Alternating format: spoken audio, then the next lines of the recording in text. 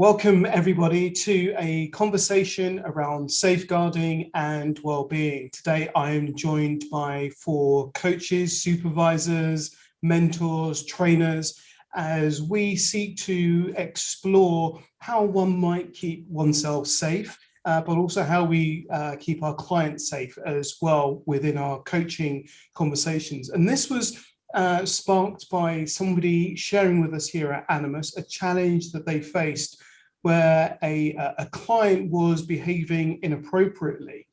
And the conversation arose about what might we do as coaches in those situations. We sort of have a sense of how we might keep our clients safe, and we'll talk a little bit about that as we go through. But then the conversation kind of moved into, so what is it we do for ourselves as coaches around our own well-being and safeguarding? Before we dive into this conversation, first of all, why don't I ask our guests to introduce themselves and share a little bit about who they are and what is it they do in relationship to Animas, but also in the wider world. Marcus, if you could go first. Okay. What is it I do for Animas in the wider world? Okay, well, if you recognize me, you might have met me at an introductory day event or an Animas test drive, or possibly in the training room in Foundations, Cognitions, or Presence. So I'm a trainer and facilitator for Animas. Outside of Animas, I'm a supervisor. I'm a qualified supervisor as well, and a mentor coach helping people towards their ICF ACC credentialing. So I'm doing quite a lot of group work around that as well as one-to-one work. And what else do I do? I have quite a nice life. I live down in Dorking in Surrey. I wear stripy socks, and I like this jacket, so I put it on specially for this call today. Awesome. And I'm married. I live with my wife and my son and 2 dogs, and we all live and work in the house at the moment, but looking forward to freedom to come. Awesome. Thank you. Thank you, Marcus. Maria.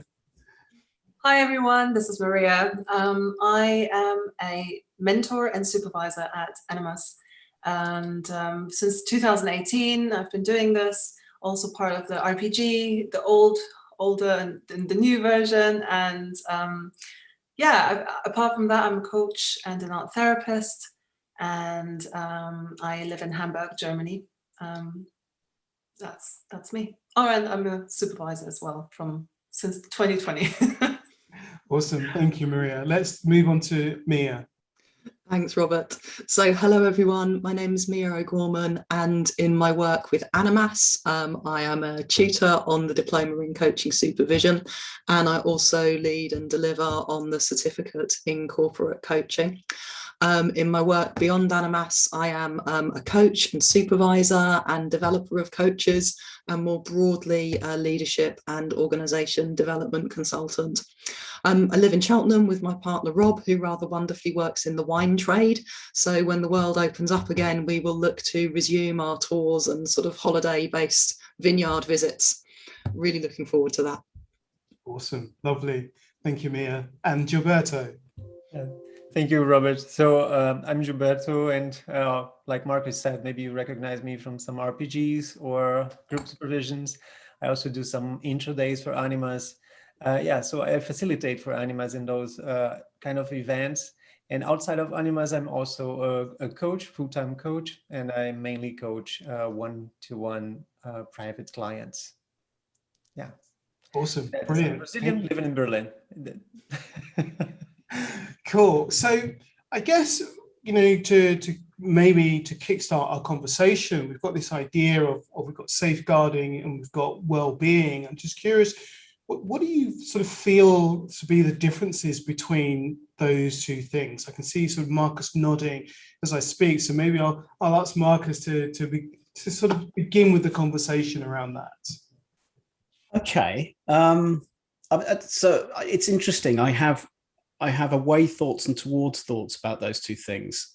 So for me, I don't know, something about safeguarding is moving away from something, away from abuse, neglect, away from a situation where somebody feels at risk and maybe feels they aren't able to, or we feel they're not able to help themselves. That's being put upon in some way and they're in danger. And perhaps there's a need for care and support in that moment. Whereas with wellbeing, I feel it's a towards move, encouraging people towards well-being in their lives, and maybe something around them having that capability within themselves to be able to resource and support themselves towards it. So it feels like that's within the wheelhouse of coaching, as we might contract around coaching. Something about promoting our physical, emotional and mental well-being. Whereas, the safeguarding feels like there's danger around it. It's like there's a warning sign around that in terms, and in coaching, in terms of our own safety and those of our clients. It feels like there's a need for something. I'm not sure I'm able to elaborate more than that, but that's what's coming up for me at the moment. Yeah, let's delve a little bit more into that. I really like this idea that one feels a sort of a towards a kind of a helping or supporting, and one feels more of an away and a protection almost. Mia, what's your thoughts? Yeah, so I got some training around the area of safeguarding as part of my onboarding for some voluntary coaching that I do with Macmillan Cancer Support. And it was something that, despite having worked in coaching for many, many years, it was only quite recently, going into this work about a year ago, that I really got some input from people that I feel know much about it. So the definition that we were given for with regard to adults for safeguarding is protecting a person's right to live independently, in safety, free from abuse and neglect. So I think that does kind of resonate with what Marcus was saying in terms of, what do we want to protect people from or keep them away from? It would be abuse and neglect. Yeah. And interestingly, as you said that, I realized that a lot of my learning around safeguarding comes from my early working in schools and colleges, and having to understand their safeguarding policies and principles for keeping young people safe, but also being able to identify or notice when a young person may be unsafe outside of that educational space. What maybe were the signs that would show up that would enable us to have a conversation with the welfare officer for somebody to intervene. So likewise, a lot of my training around that came outside of coaching. And I feel that coaching training often has safeguarding stuffs intertwined within it, but not explicitly going, this is what it is. We often talk about it and around it, but not at it, as it were. That's that word. I just picked up on that word, intervention. There's something in there. Is there a need for an intervention at some point, which maybe sits outside what we might normally do or feel as coaches? It feels like something makes us want to actually create something else. But why is that outside? Then I think, well, why is that outside the contracting of coaching? So how might we contract at some point so that intervention can be made without us feeling that we can't? Yeah. If that makes sense.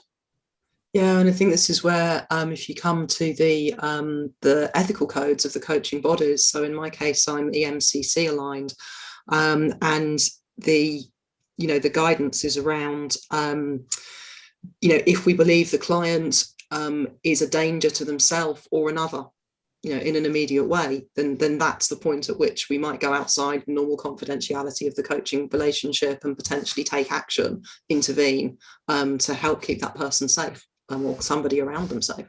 Yeah, and that's pretty much with the ICF as well. And what's interesting here is a lot of the literature around safeguarding sits around the client's safety and well-being, or safety. So in a moment, I want to talk a little bit about, well, what about coaches when it comes to safeguarding? But I just want to touch a little bit more in this space about well-being and how well-being feels like it sits within the coaching space of what we do. And I'm just curious if Maria or Gilberto have any thoughts around, this thing about well-being being a towards and in the coaching space.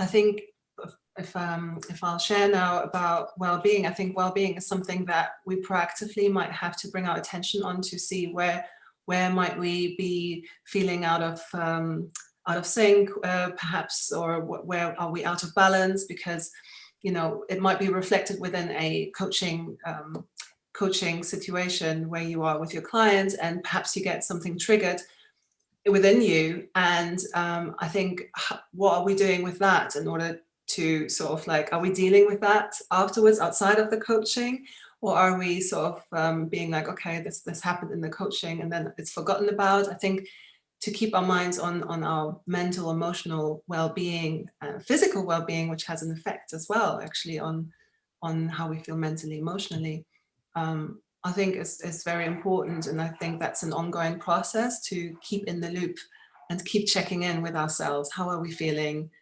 How is our mental, emotional space, and how might that be affecting the coaching relationship? And if we notice something that's triggered, to go and take it into a space where we can safely talk about it. It's interesting, isn't it, how we as coaches, and I guess as supervisors and trainers, that well-being sits really nicely within coaching. It's part of the coaching environment that we create, the space that we create. We look at how is our well-being and our clients' well-being being fed and supported in the coaching space. And it does, a bit like what Marcus said earlier, it throws in that question around, so how is safeguarding intertwined in the coaching space, and how might we explore that in our contracting, so that it's part of the coaching and it's not just an assumed part of the coaching, but it's an explicit part of what we do. So I think from a contracting point of view, it's about being upfront, setting boundaries clearly, and making sure that we're then able to maintain those boundaries if we feel that they're being infringed. So I guess, if you're contracting with a new client, and I would recommend anyone actually to use a written contract so that there's a record of it, that you're talking about the roles and the responsibilities of both the coach and the client. So on the client side, for me, this might include things like stating to clients you expect them to respect the professional boundaries of the coaching relationship, that it's professional, not a friendship. Might be around respecting your boundaries of time. So arriving to sessions on time, recognizing that sessions, should finish on time. And depending on whether you're offering, a series of coaching sessions or some kind of a package that might include a level of contact outside of those sessions, also being really clear about that. So, should, for example, how would you feel if a coach asked to friend you on Facebook? As opposed to using your business email and phone number. At what time of day is it appropriate for them to contact you for ad hoc support, and how quickly are you committing to respond? I think all of those things, if you can be clear and explicit about them up front, will help to keep you safe as a coach as the relationship unfolds.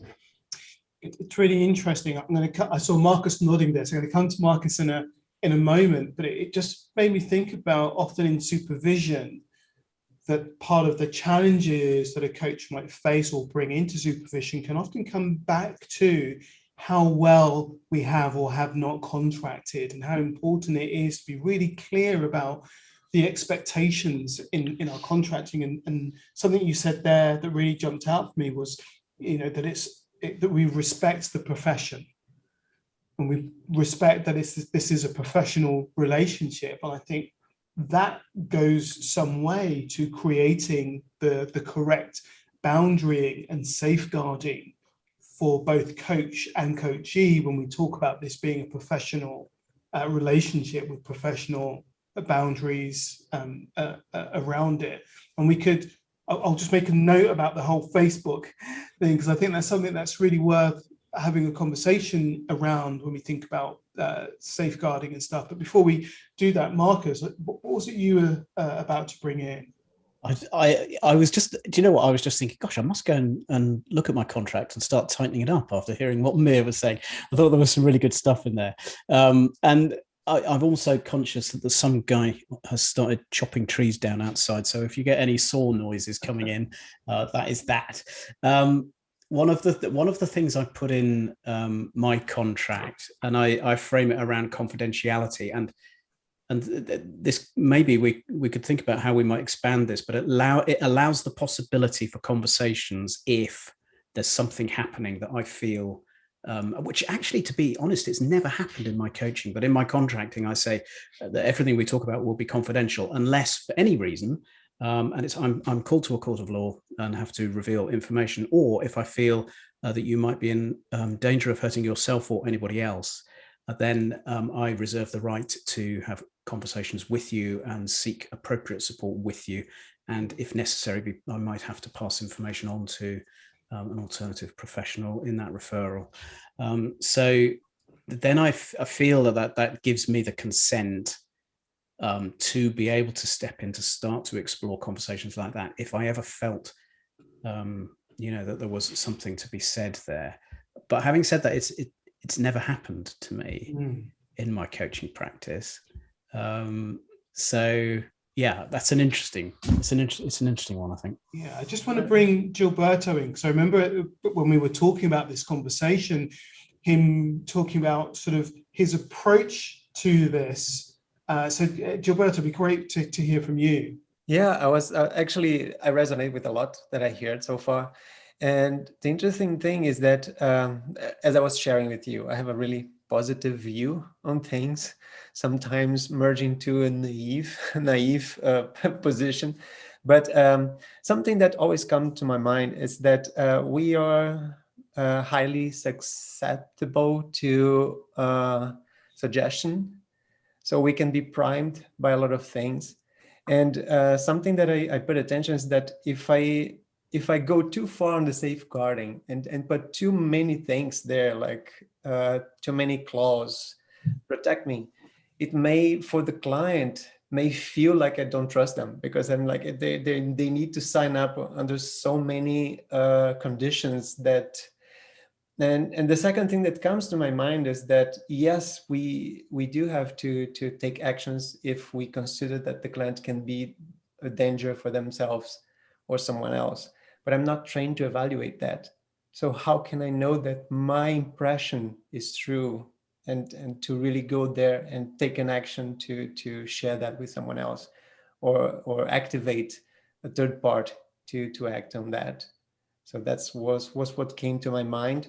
I also have never experienced any kind of situation that I thought my contracting wasn't enough, and I usually limit my contracting to, well, saying that first, I am not responsible for anything that they do because of the conversation. They are adults, and the conversation is for the sole purpose of clarifying ideas, and anything that they decide to do, rather there's something to do with the conversation or not, is on them.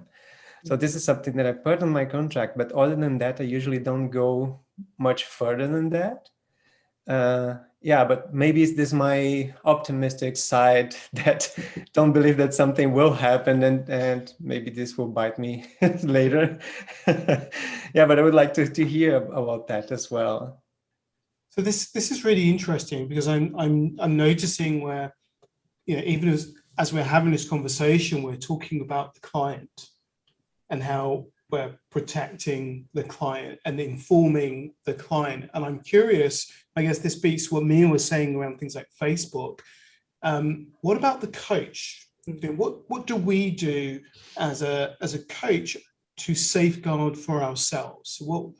And I guess this sort of, in the conversation that sparked this conversation, it was about a client behaving inappropriately in a Zoom call, in a coaching session on Zoom, and where the coach wasn't sure what it was that they could or couldn't do in that situation. I'm just curious about what measures do you either have in place or would you put in place if you felt something inappropriate was happening that was affecting your welfare or safeguarding as the coach? I don't know if I have anything as an answer to that, but something that's come up for me right now is how boundaries, you learn by from the beginning and growing. I feel that you learn about yourself while coaching and being a coach, that you are confronted with situations that might show what kind of boundaries might be necessary to put up that perhaps before you weren't consciously aware of yet. So I'm feeling that there might be an element of balance there, where perhaps there will still perhaps happen situations that will show you, perhaps of something to be mindful of. Perhaps I'm saying perhaps a lot. For instance, in this situation, that may be a shock, right? You come into a session and you're not thinking of anything like that to happen, and it happens, and that may be a shock because you might have never thought about that happening before. So I'm thinking with that, like perhaps one way of how to safeguard ourselves is perhaps to think of all the possibilities of the things that may happen, so that they are once thought about already, for things to not be that much of a shock yet, to know what you would like or would need to do in that situation. I'm not sure how many things you might be able to think of to then find solutions, because things happen as well, but that's one way of how I could. And that's, sorry, Maria, that's really interesting, because that's kind of the opposite to Gilberto's way of thinking. And I sort of both agree with both of you and disagree with both of you, in that sense of not thinking about things that might happen could be unuseful to be ready in the moment. But I also recognize that when we plan too much, we lose that sense of being in the moment.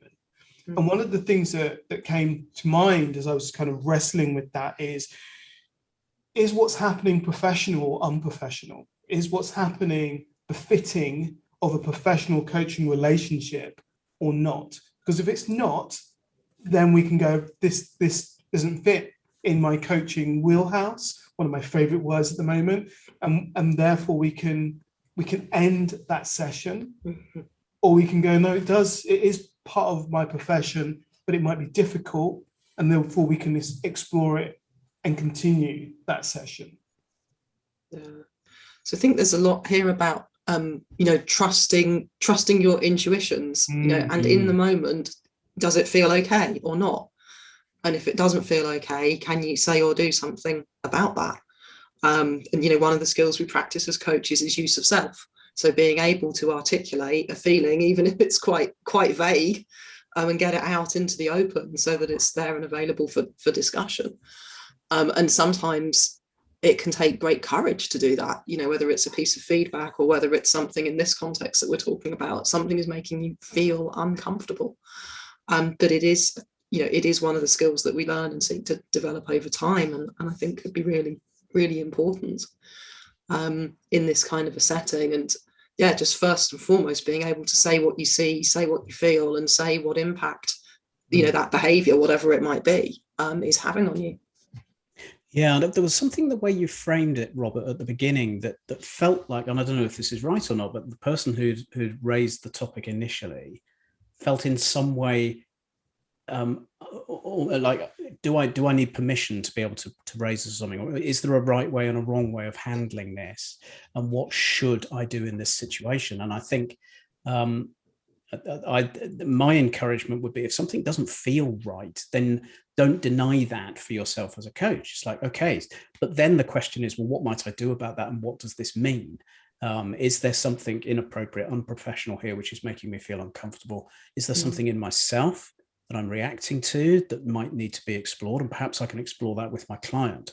But yeah, I think Mia's absolutely right. It's that, don't deny yourself, allow your intuition in. And if something's feeling uncomfortable or wrong, I don't think we should be denying that, but it's about how we then bring that forward and how we deal with that. But no way should you be putting yourself at risk as a coach? That is not part of the professional contract.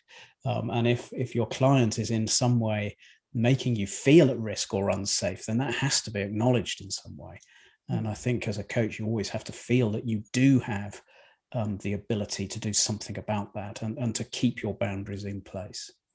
And I think as you were talking there, sort of this idea of over time, we all get braver and more courageous in our coaching as we get more used to how we show up as coaches. We have that ability to call things out that we wouldn't have necessarily done when we first started our coaching. So perhaps part of this is, if we're new to coaching, to recognize that we absolutely have permission and the right to call out unprofessional behavior.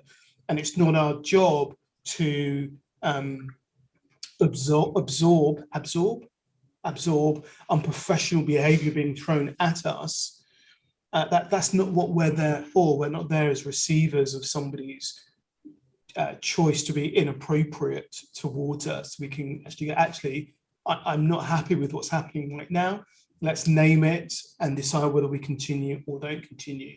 But to recognize as coaches that we have the right to go, actually, I don't want to work with you anymore. And I recognize that sometimes kind of intertwined and tied up in that is, but we want our clients. Or we want, it's a profession and we want to be paid. And if we start going to me, I'm not working with you, what's the ripple effect that might have?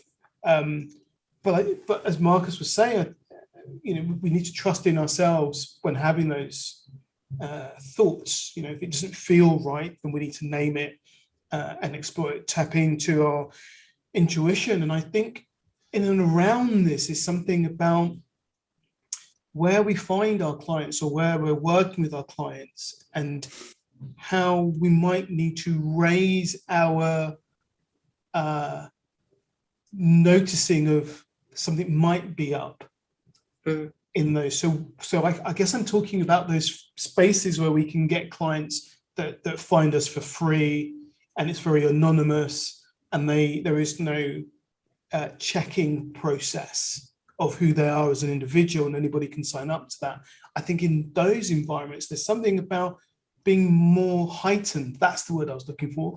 Being more heightened around how do I keep myself okay in this environment, as opposed to somebody who's had to go through processes and steps to get to you as the coach. So if you're working within an organization, you probably have less necessity to be heightened around your safeguarding for yourself because it's part of an organization and there are checks in place. But if they're just finding you directly, then maybe there's something about how do we just make sure we know who they are, or that we do some background checks around them without turning into detectives on it.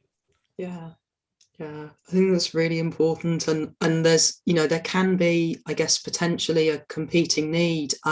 So it's actually just once that I've had this come up very explicitly as a supervisor working with a new coach.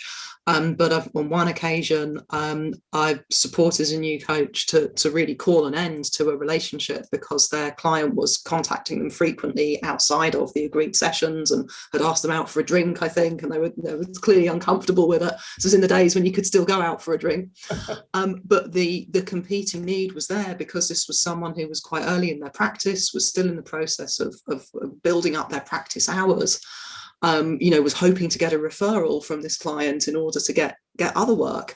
And so they ended up in this horrible situation. Had real compassion for them, where they both really wanted to continue that piece of work and potentially win more work because of it.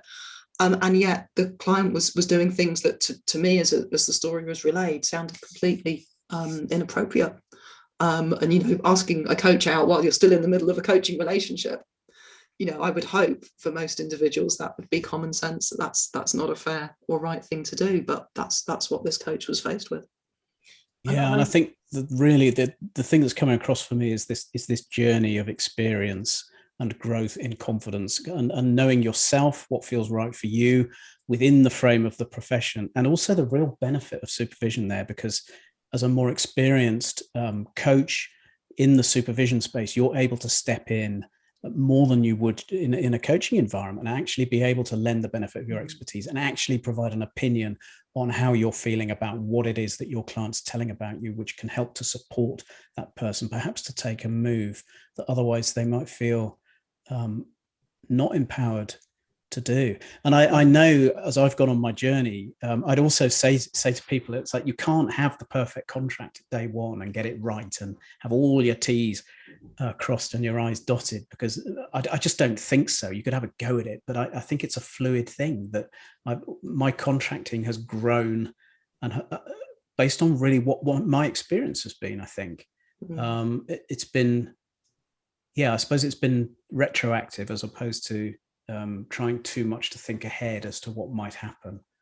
I don't know if that's a good thing or not. I don't know, but certainly in my contract now, I have things which I've learned through experience, which have proved important to me. So there is this, I think it's important to say there's this idea about, well, what should I do as a coach? And maybe that's in relation to how the profession's formed and what have you, but not to forget what's important to you as a person and a human being, because it's going to be different for everybody. And it's also, the way that we respond to people might be different depending on the training that we have and the experiences that we're having, and the different situations that we might be in. We might respond in very different ways. So there's definitely something about getting clear about what's really important to you in this whole process. Yeah, and as you were saying that, Marcus, that learning through experience, I think is really key to recognize and hold on to, and not to feel that you're getting it wrong, but to feel that you are learning and growing, and that there'll be things that you will add to your contracts as you develop as a coach. It's really interesting. I'm aware that my contracts have got lesser as I've grown as a coach, but I think that's because the people that I work with, I'm able to really choose that and often have a working relationship before the coaching relationship begins. So there's already been an interaction that allows us to go, yes, we're going to take this into a coaching relationship, as opposed to this is our first interaction with each other. So I think that our contracts can both grow and diminish, but what's important is making sure that what's important to us sits within that contract. And I think that's a really key piece there to really hold on to. What's important to you, make sure that is said up front, because for some people, it's the 24-hour thing. That's really important. For others, it's the contacting outside of sessions. And that's really important. But for some people, contacting, I don't know why I'm having trouble with that word today, but connecting outside of sessions might be part of the work that you do. So, it's really important to know, what is it that you're doing? What is it that you want to be able to do, and bring that to that contract and bring that to that professional relationship. And I think it kind of goes back to, this is a professional relationship. So if something's happening that sits outside of a professional relationship, then that isn't okay, and we can choose to step away from that if we felt that was appropriate. And kind of laboring what Marcus said about supervision, whether that's supervision, mentoring, peer coaching, whatever that is, having another or others that you can go, this happened in my coaching, I'm not sure how I feel about that, in getting that objective position and reflection on it. And just on that part of the personal experience and how it sort of like emerges as you grow into your coaching, I just wanted to underline that as well. For my experience, that's been very, very true. I've sort of like started coming into coaching not having any boundaries. I think maybe from like being a people pleaser slightly as well, and from that, and there may be lots of coaches to have also that not knowing their boundaries, perhaps people pleasing, and that may be, and it may be like more of a longer journey to actually then learn, oh, there are some boundaries that I may want to put up, and but they're reflected on the journey, and that's definitely been the case for me as well. Yeah. And then I think there's also inbuilt boundaries. So I'm aware that there are things that are just inappropriate for me, having worked in education. So there are just, there's this thing of, you're my client and that's it. You don't get past, I'm human, I'm empathetic, I'm all of those things with you, but this is professional. And if anything starts to come through that isn't, then big barriers and walls come up to protect you, but also to protect myself. And I think when I've worked in sort of with vulnerable young people, that's been a big part of my learning. So I think that also fits within my thinking without having to think about it. So there's something here about what's the thinking that we might need to bring to the table that we've never had to think about before. Yeah, I think part of that is recognizing some of the things that legitimately go on within a coaching relationship, but that for somebody who, for a client perhaps who is more vulnerable or just at a really difficult place in life, may misinterpret some of those. So what do we normally do in coaching? We normally have a one-to-one conversation where we listen to someone deeply, we give them our full attention. Right now we're all working remotely, of course, but we might be going off and doing that in a small private practice room with lots of soft sofas, so that there should be, in a sense, a feeling of trust and intimacy and openness. And if somebody is really not getting those anywhere else in their life, then perhaps it's not surprising for some individuals that they struggle to maintain that boundary and that feelings start to come up that don't belong in that professional relationship, because they feel more like, or the relationship has more experiences in it that might be more like the beginning of a romantic relationship or a close friendship. So can kind of empathize into how it might start to happen. Yeah, I'm this is a very serious conversation, and I catch myself smiling because I catch myself recognizing when I first had therapy, and I was like, oh, my therapist, she understands me, she gets me like nobody else gets me. And then having that thought of, wait a minute, but I'm a client and she's got hundreds of me and she's just really good at her job, but I'm interpreting it in a different way because that's what I was kind of picking up, or my interpretation of it. So that's really interesting how when somebody isn't used to that attention, how they can interpret that attention. Therefore, the need for boundaries is even stronger. Especially if we are very empathetic and sensing coach, that perhaps we need even stronger boundaries to be able to say, but this is my work. You feel like this because I'm good at my work, as opposed to we're attracted to each other and this is mutual and let's run away together. But even at a much more day-to-day level, so I would say for me, one of the things to keep an eye on is, are you finding yourself being so into a coaching conversation that you're thinking, oh, we can run over, we don't have to finish at the hour, I can't cut this person off right now because they've just said something really important. So then you let the safe container of the boundary of your session is gone if you run over. Yeah. Now, I'm not saying 100% never do it, but it's probably a number between, 95 and 99%. Don't do that. Wrap it up safely. Make sure that the person's resourced enough until the next session that you have. Yeah, it's that idea of, if when you let one go, then it's easier for another to go, and it's easier for another to go. And then all of a sudden, you as the coach are also at sea as to what is happening here and how do I rein it back into that space. So it's much easier if you just keep the boundaries in place. It's a bit like, with children, it's like once you say yes to one thing, that's it, the floodgates are open. So we have to keep really clear boundaries in place. Marcus. Okay, Marcus. I know, I was just going to say, I think that's absolutely right. It's like this drip, drip, drip through. And I also, coming up for me is that we are the professionals in the space. So it's up to us to hold that professional frame and to make it safe for both of us.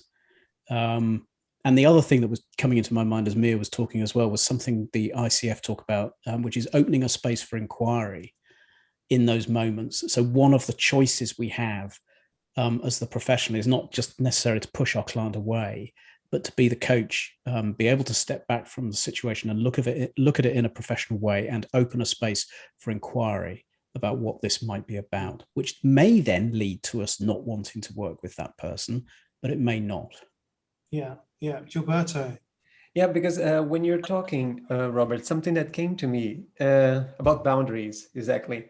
Because what is inappropriate for me may not be for you. Like there are things that are certainly inappropriate, but there are things that are particular for me or particular for you that you don't want in your coaching wheelhouse.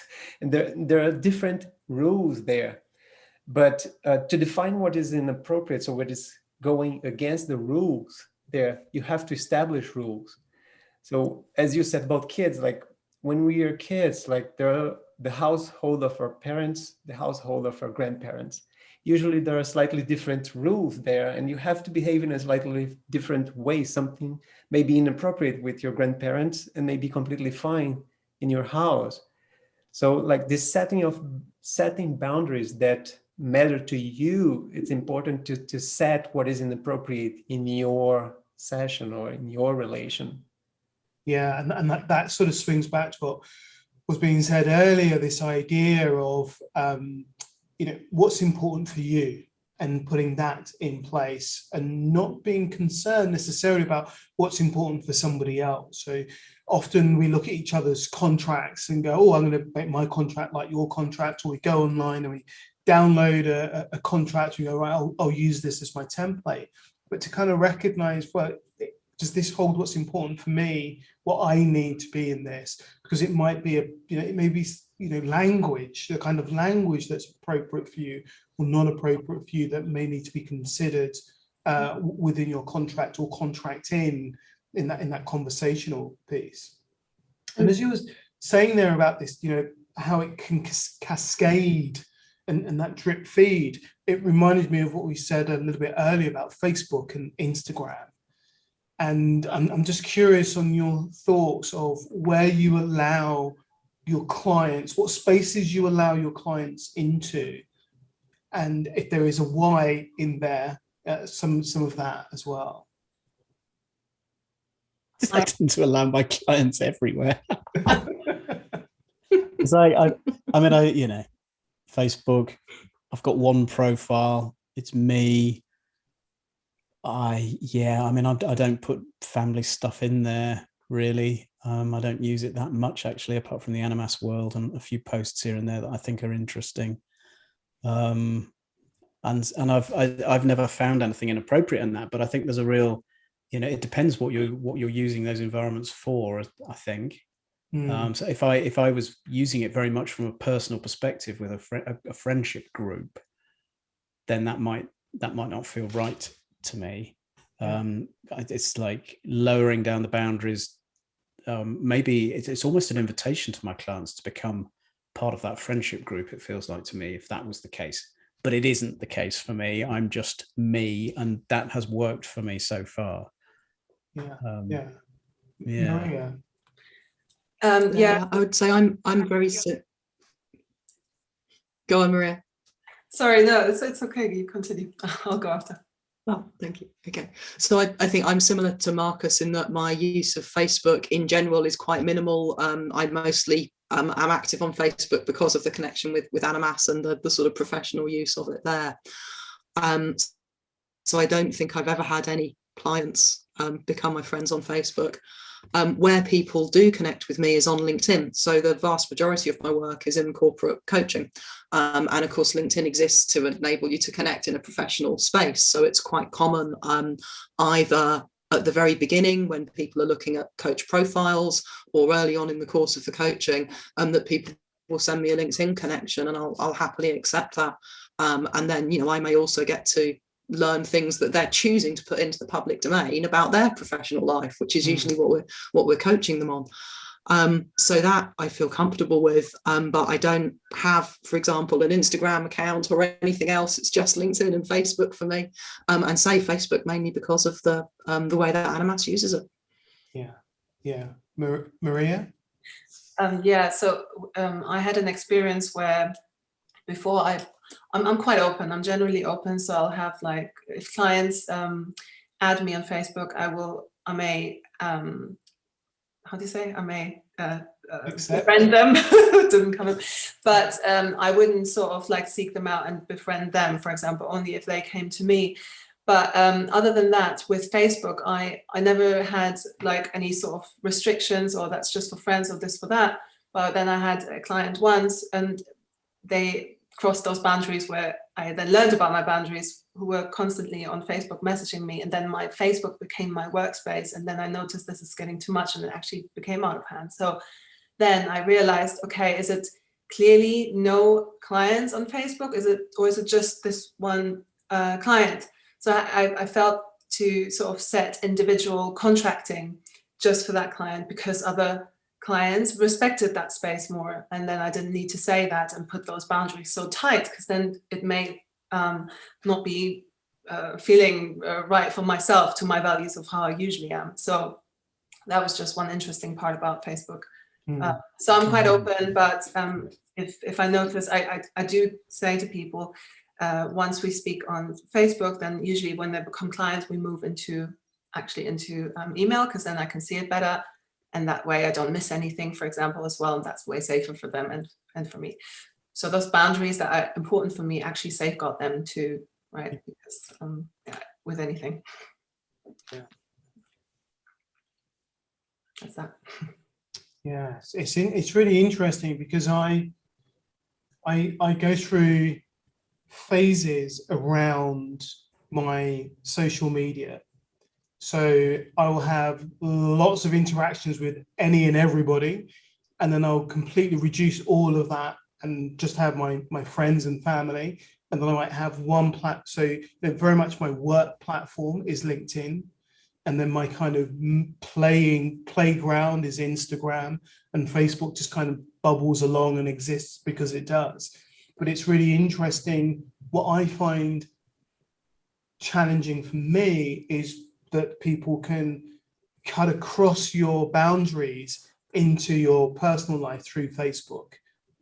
So you'll see an odd message request come up, and all of a sudden somebody's found you and they've come through that way, as opposed to sending you an email like you agreed to send, because they want to get a quicker response to something. So I noticed that I go in and out with those things, depending on also on the kind of work that I'm doing. So now that I'm not coaching so much, I'm much more open with those platforms. In the days where I was doing lots of coaching, I was much more closed with those platforms. Yeah, it makes me think if I'd had a different experience, that I might have thought about that a lot more. Again, that experience piece, but generally that's not been the case for me. And something you said earlier, Rob, which threatens to move the conversation away slightly, but where do approaches come from? And in my experience, most of the inappropriate stuff that's happened in my coaching practice has been initial contact from somebody through a directory, either Coach Me Free or the Life Coach directory or something like that. And I like to think my antennae is quite heightened, as you said, a heightened sense. So I think even in emails, you can make mistakes about this, obviously, but I feel I can generally tell when I'm being approached for something that just is not what I would be happy with at all. Something in the language, or the way something's framed, or that something's coming out of that email. So even in a written approach, I feel quite heightened to that. And I have had some experience, and I know a lot of other people as well have experienced approaches sort of online through the written format and that initial contact. And in my early days, I definitely had that tension with what this could be a potential client, and ended up, my initial instinct was often, if not almost always, correct. And I ended up wasting time and getting cross when my initial instinct was right about something. Yeah, I guess that sort of listen to that intuition, listen to that creeping sense of something, and really allow yourself to dial into it.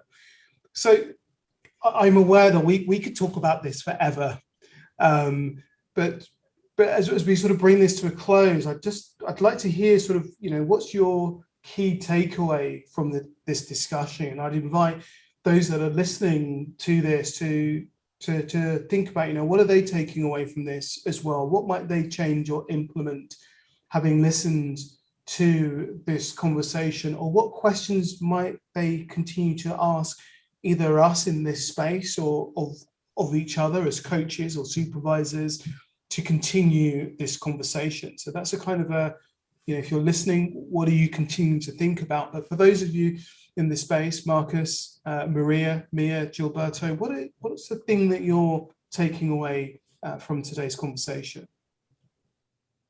Well, I think the thing that's landed for me is around the clarity of contracting, whatever that might be for you, and that the contract that we have, when it's clearly stated and understood by both parties, enables safety within that contract and enables us to address things if it feels like things fall outside that contract. And I think that starts right at the beginning of a relationship. And the other thing is to continue, I think, trusting myself. It feels like I've got a good sense of that now, but that's taken time and experience, perhaps. But always finding a way to meet people first before entering into the relationship, to have another way of checking in around the safety of that. And there's something else around, Mia, I think, used the word courage. It's like the courage to intervene. And I think one of the questions I used to have was, well, how would I introduce, or when might I introduce a referral conversation or something like that? And I came across a really interesting white paper that the ICF produced recently. In fact, let me just see if I can. While you look for that, Marcus, I'm just going to bring Maria in just to share her thoughts. Sure. Yeah, so for me, I think this has been a great reminder for myself as well. I feel that one of the things I think are very important is naming the ghost in the room. I think when you mentioned that, it's just so important, and just allowing yourself to actually say that and name it, and allowing yourself to have boundaries and to take care of yourself, and knowing that that is inevitably going to also take care of the other, but also allowing yourself to step out when you feel your intuition is telling you no, and just to get to know yourself, just to spend time there. Okay, thank you, Maria. Marcus. Hello. Oh, yes, I did find it. So it was a white paper. I think I found it on the ICF website. It's called Referring a Client to Therapy, a Set of Guidelines. Now, it might not be exactly what we're talking about, but it does give some interesting information around when you might consider referral conversations, how you might have some of those referral conversations, and also resources around who you might be thinking, or how you might find somebody that could help somebody in that situation. Lovely, brilliant. It's quite a good paper. Let's hear from Mia. Thanks, Robert. So I think for me, it's around setting clear boundaries for everything that you can anticipate. And if something unanticipated happens, trust your intuition and speak up. Yeah, nice. Thank you. Gilberto. Yeah, I think for me was also to review my contracting process, because I think I will not go completely the other way, but it's good to just make sure that the important boundaries for me are there. Yeah, nice. And I think my key takeaway is remembering that this is a profession, and these are professional relationships. And if something falls outside of a professional relationship, then that's to be addressed. So I'd like to thank you very much, Marcus, Maria, Mia, Gilberto, for spending some time talking about this. I hope this has been useful for those listening or viewing this conversation. And as always, if you have questions or thoughts, then you can bring that to supervision or to mentoring, or to each other as coaches, as colleagues, as peers, to explore what are those challenges and what one might do. Recognizing, as was said earlier, that something that's inappropriate for one may not be inappropriate for the other, but this is a profession, these are professional relationships, and there are boundaries and ethics that surround that. So thank you all very much for spending the time with us. Keep safe, keep well, and I look forward to speaking with you again soon. Thank you. Thanks, Rob. Thank you. Thanks, guys. Bye-bye. Bye.